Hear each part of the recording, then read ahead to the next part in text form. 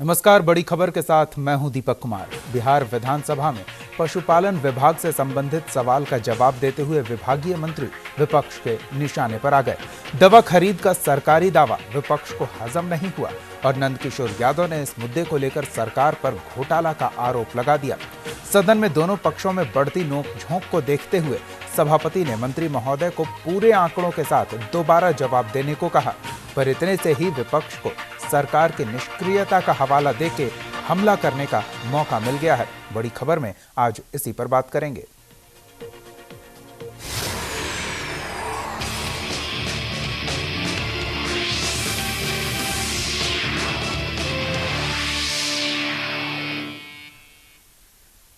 बिहार विधानसभा में विपक्ष ने पशुओं के दवा खरीद मामले पर सवाल उठाया। विपक्ष का आरोप है कि सूबे के कई जिलों में दवा नहीं भेजी गई है और राज्य सरकार बड़े बड़े दावे कर रही है।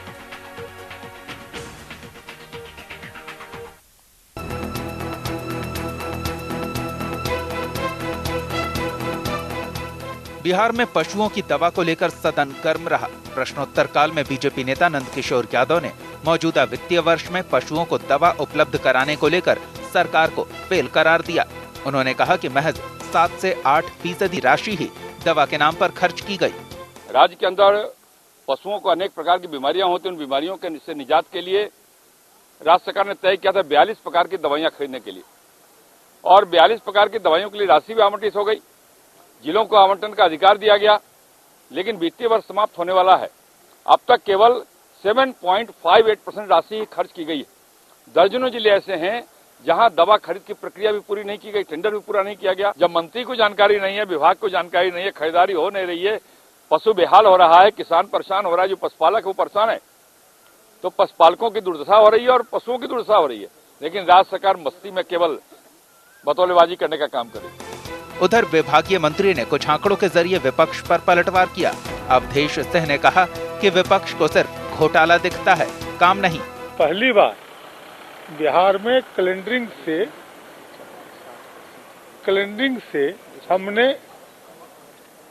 एफएमडी अनवैक्सीनेशन का कार्यक्रम एकदम टारगेट के साथ कराया और दवा खरीदगी में भी हमने जिला पशुपालन पदाधिकारियों को पटना से लिस्ट देकर रिलीज कर दिया कि ये दवा का ये लिस्ट है, इससे आप परचेज करो। और आज के दिन 60% के आसपास हमारे यहाँ दवा खरीदगी हुई। उस जिला का सूची हम दिखाने के लिए तैयार हैं। घोटाला तब होता जब हम इनको सूची उपलब्ध नहीं कराते। हमने कहा कि सूची माननीय सदस्य को उपलब्ध करा देते हैं, मगर माननीय सदस्य को घोटाला ड्रीम में चले जाते हैं। सपनों की दुनिया में घोटाला है तो हो सकता है घोटाला है। वैसे इस मामले को लेकर मंत्री को विधानसभा में दोबारा जवाब देना है। अध्यक्ष ने पूरे आंकड़ों के साथ विपक्ष के सवालों का जवाब देने का निर्देश पशुपालन मंत्री को दिया है। अब देखना होगा कि सरकार के जवाब से विपक्ष संतुष्ट होता है या नहीं। Amit Kumar, news India, Patna.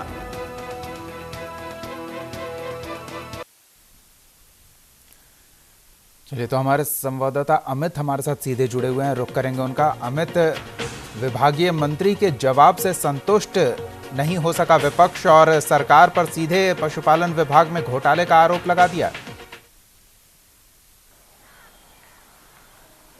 देखिए दीपक, मंत्री के जवाब से सिर्फ विपक्ष नहीं, बिहार विधानसभा के जो अध्यक्ष हैं वो भी शायद संतुष्ट नहीं दिखे।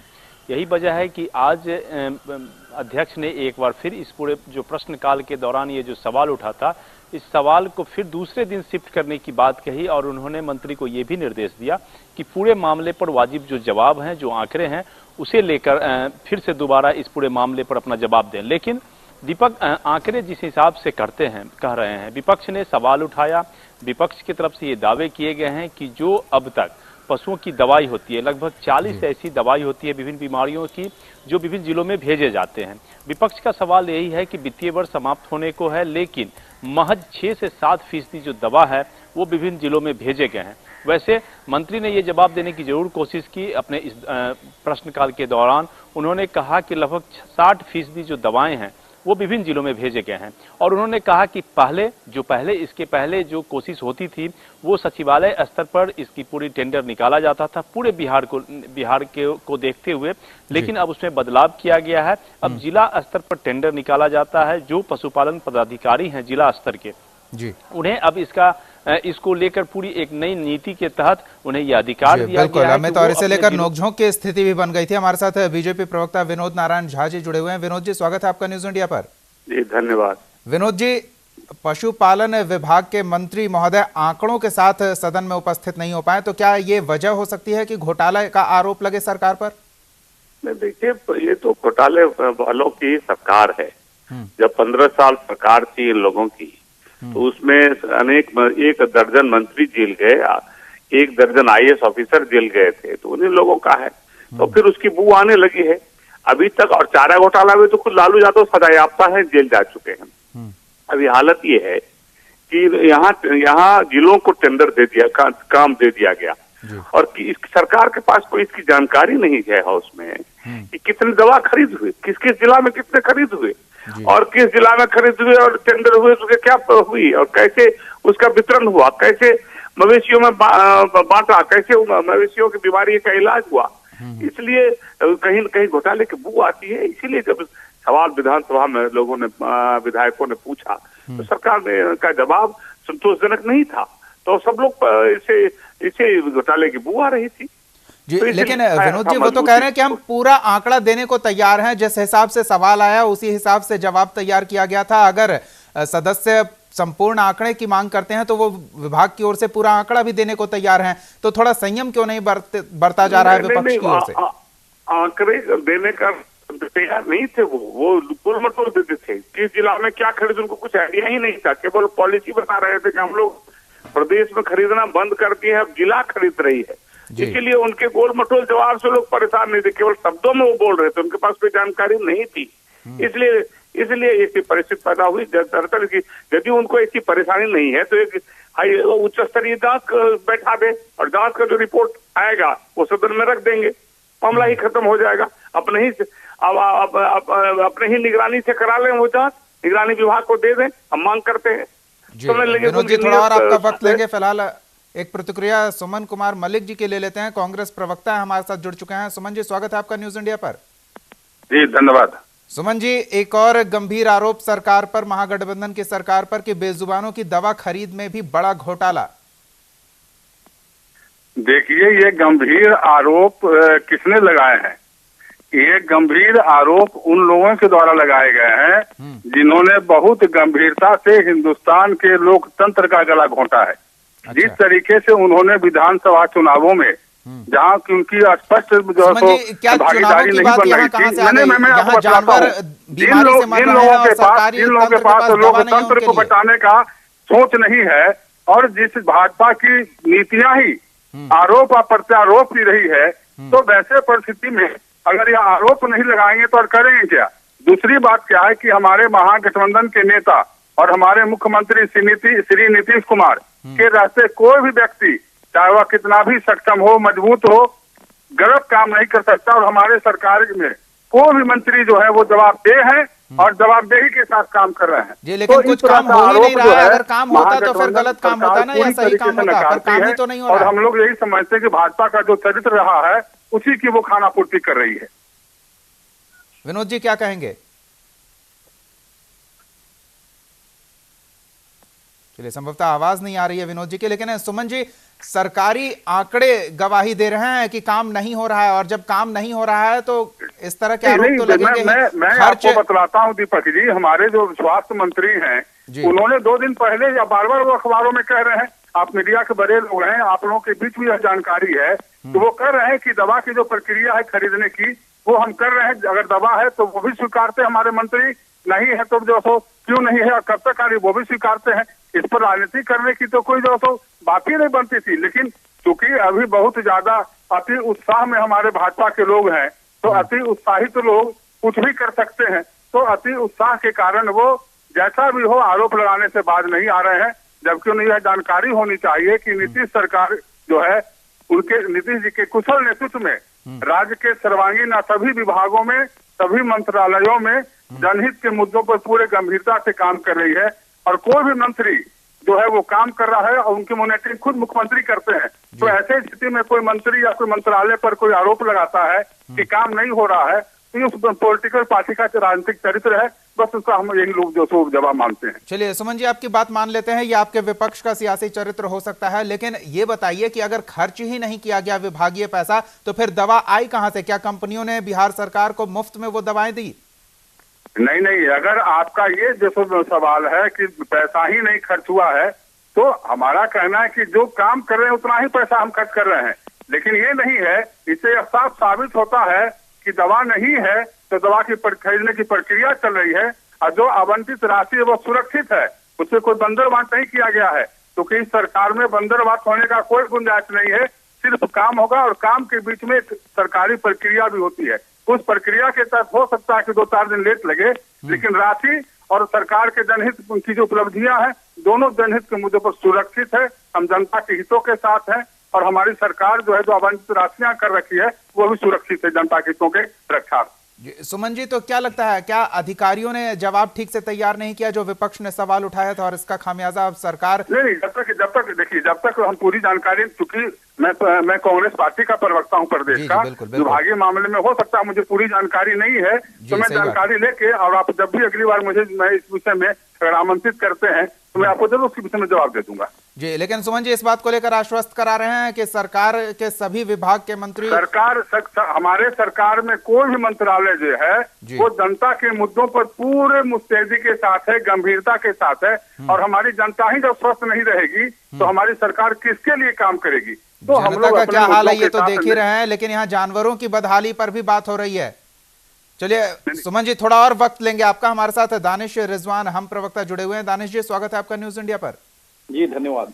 दानिश जी, स्वास्थ्य महकमा का क्या हाल है, इस पर कई बार हम चर्चा कर चुके हैं, लेकिन आज हम बात कर रहे हैं पशुपालन विभाग की दवाओं के खरीद को लेकर। विपक्ष ने सवाल उठाया और मंत्री महोदय उसका आंकड़ों के साथ जवाब पहुंचा देने की बात कर रहे हैं। सदन पटल पर रखने में वो सक्षम नहीं हुए और इस पर अब विपक्ष घोटाले का आरोप लगा रहा है, जिस पर सरकार का कहना है, सत्ता पक्ष का कहना है कि विपक्ष की तो नियति ही है, उसका सियासी चरित्र ही केवल आरोप प्रत्यारोप का है, सरकार काम कर रही है। क्या वाकई सरकार काम कर रही है? आपको क्या लगता है?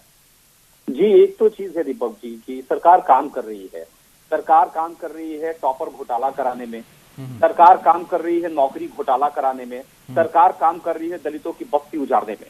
एक भी पॉजिटिव काम सरकार नहीं कर रही है। और अब ये पशुपालन घोटाले का आरोप काम कर रही है। देखिए, एक चीज है कि जिस राज्य में राज्य का स्वास्थ्य मंत्री सदन में बोलने से परहेज करता है, उसको लगता है कि हम बोलेंगे तो फंस जाएंगे। जिस राज्य में जानवरों तक की परहेज नहीं करता है, स्वास्थ्य मंत्री पर बोला नहीं है, बस इसको इस रूप में आप लीजिए। अरे मलिक जी, स्वास्थ्य मंत्री को कहिए ना कि सदन के अंदर तो कम से कम जवाब दे दे। जलेबी छानने से फुर्सत मिले, बांसुरी बजाने से फुर्सत मिले, तब ना सदन के अंदर आके जवाब देंगे। राज्य के स्वास्थ्य मंत्री जलेबी बनाते हैं या बांसुरी बजाते हैं, तो इसका अर्थ ये हुआ कि वह एक सामान्य आदमी की जिंदगी जीने में विश्वास करते हैं। वह जो राजनेताओं का, जो भाजपा के नेताओं का जो चरित्र रहा है उसके वो पोषक नहीं है। वो आम आदमी का प्रतिनिधित्व करते हैं, क्योंकि वो जमीन से जो से जुड़े हुए लोग हैं, तो वो सामान्य जिंदगी जीने में विश्वास करते हैं ना। अरे प्रतिनिधित्व करते हैं तो सदन के अंदर में काहे नहीं प्रतिनिधित्व कर रहे हैं? हम वही ना, ये क्या संसदीय अगर स्वास्थ्य मंत्री के हाउस में जवाब देने की बात है तो ठीक है, वो हाउस में जाके जवाब देंगे, जरूर देंगे। मंत्री हम भटक रहे हैं कहीं ना कहीं।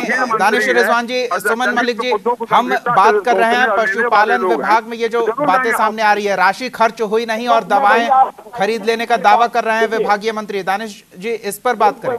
दीपक जी, मैं वही आ रहा था एक्चुअली कि कांग्रेस को अब जनता पूछती नहीं है ना। जनता ने जिस दल को नकार दिया है तो वो बीच में इंटरफेयर करना सिर्फ जानते हैं।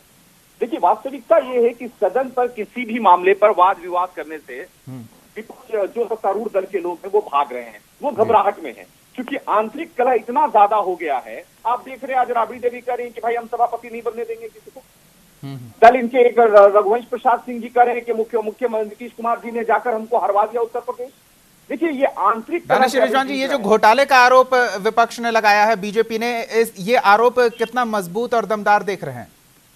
देखिए जब भी किसी विभाग में जब काम नहीं होगा और पैसे निकासी हो जाएंगे तो घोटाले का आरोप लगना लाजमी है। जब जानवरों के लिए दवा खरीदने के लिए पैसों की निकासी हो गई और स्वास्थ्य मंत्री कह रहे हैं कि अभी दवा खरीदाया नहीं, तो आखिर वो पैसा कहाँ गया?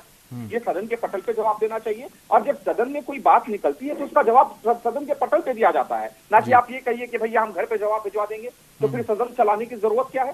संसदीय परंपरा कहाँ रह गई? संसदीय परंपरा के अंतर्गत हम करना चाह रहे हैं और सत्तारूढ़ दल के लोग अपने तानाशाही रवैया अपना रहे हैं। सदन के अंदर माननीय सदस्य ने प्रश्न पूछा कि भैया दवाइयों का इंतजाम आप कब करिएगा, तो मंत्री महोदय जवाब देते हैं कि भैया हम जवाब आपके घर पहुंचा देंगे। ये क्या जवाब है? क्या कोई भी बात? अमित के पास चलते हैं और इसे थोड़ा और समझने की कोशिश करते हैं। अमित, जिस तरह से ये बातें निकलकर सामने आई है, राशि खर्च नहीं हुई, उसके बावजूद विभागीय मंत्री कह रहे हैं कि प्रक्रियाधीन है और जल्द ही दवाएं अस्पतालों में पहुंच जाएंगी, तो क्या कंपनियों ने मुफ्त में दवा दे दी सरकार को, जिसके आधार पर मंत्री महोदय ये दावे कर रहे हैं?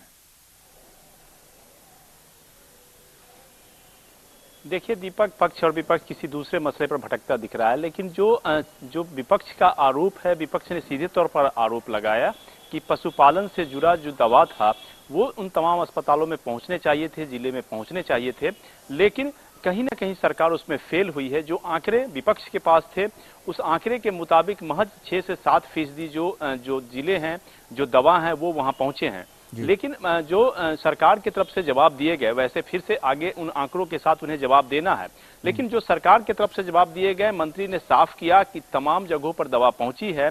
विपक्ष के पास जो आंकड़े हैं वो आंकड़े सही नहीं हैं, क्योंकि जिला स्तर पर अब इसको लेकर टेंडर दिए जाते हैं और तमाम जो जिले के आंकड़े, उन्होंने कुछ जिलों का जिक्र किया, क्योंकि जो नंदकिशोर यादव ने लगभग 12 जिलों का जिक्र किया था, उन आंकड़ों को दिखाया था और मंत्री ने भी उन तमाम जिलों के आंकड़े को दिखाया, जिलावार आंकड़े को दिखाया और उन्होंने कहा कि उन तमाम जगहों पर दवा जो है वो भेजे गए हैं।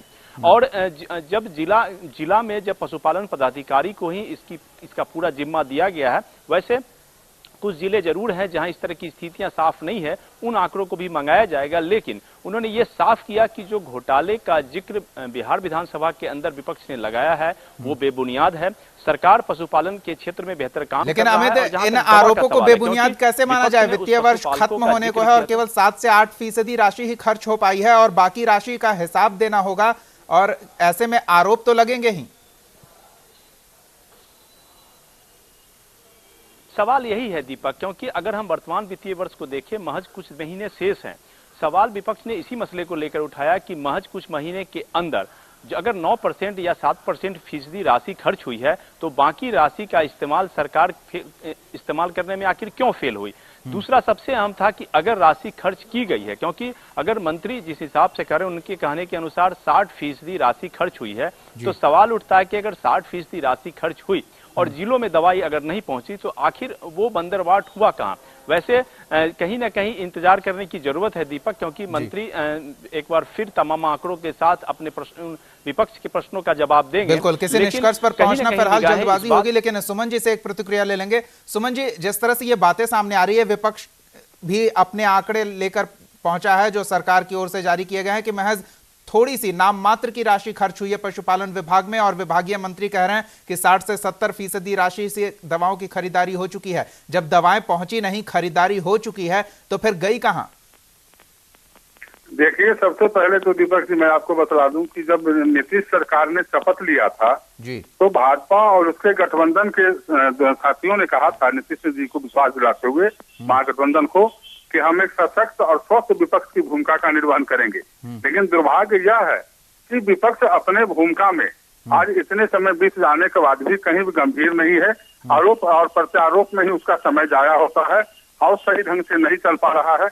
और जहां तक सरकार जी, तो इस हिसाब से तो विपक्ष बेहतर काम कर रहा है। जितने बड़े बड़े आरोप, जितने बड़े शिकवे और शिकायत होंगे, विपक्ष की भूमिका उतनी दमदार दिखेगी। सामने देने के लिए तैयार है और जहाँ तक माननीय पशुपालन मंत्री अवधेश बाबू जी का सवाल है, बहुत गंभीर लोग हैं, अनुभवी लोग हैं, काम करने वाले लोग हैं, और आप समय दीजिए, 1-2 दिन के अंदर आप ही दीपक भाई कहिएगा कि सरकार ने अपनी स्थिति और अपनी छवि स्पष्ट कर दी है और जनता को कोई परहेज नहीं है और जनता का जो विश्वास है सरकार पर बना है और बना रहेगा। जी, लेकिन विपक्ष का विश्वास कैसे हासिल करेंगे? दानिश रिजवान जी, क्या ये जो भरोसा जताया जा रहा है, आपको भी भरोसा हो सकता है सर?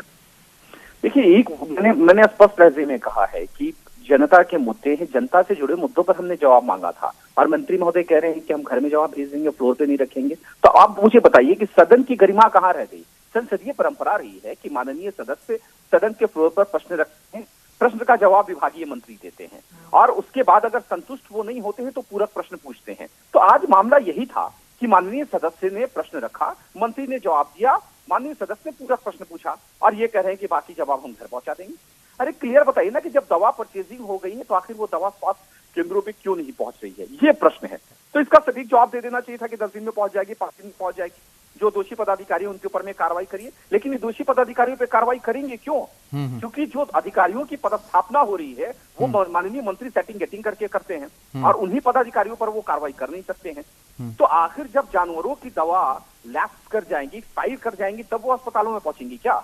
हम तो वही प्रश्न पूछ रहे हैं कि दवा खरीद के रखा है आपने, तो क्या आप इंतजार कर रहे हैं कि दवा एक्सपायर कर जाए और उसका पैसा भी हमसे? बिल्कुल दानिश रिजवान जी, फिलहाल तो हमें इंतजार करना होगा क्योंकि सभापति महोदय ने मंत्री महोदय को और पूरे आंकड़ों के साथ सदन में ये जवाब देने का वक्त दिया है। आगे देखने वाली बात होगी किस तरह का जवाब सामने आता है। फिलहाल बहुत बहुत धन्यवाद दानिश रिजवान जी और सुमन कुमार मलिक जी न्यूज इंडिया के साथ जुड़ने के लिए, इस चर्चा में शामिल होने के लिए। हम अपने सहयोगी अमित से एक और प्रतिक्रिया ले लेंगे। अमित, जिस तरह की ये बातें सामने आई, क्या मंत्री महोदय आंकड़े पेश करने में थोड़ा हड़बड़ा गए या वाकई कहीं कुछ गड़बड़ी थी जिसे वो छुपाने की कोशिश कर रहे थे और विपक्ष के आरोपों से बिफर गए?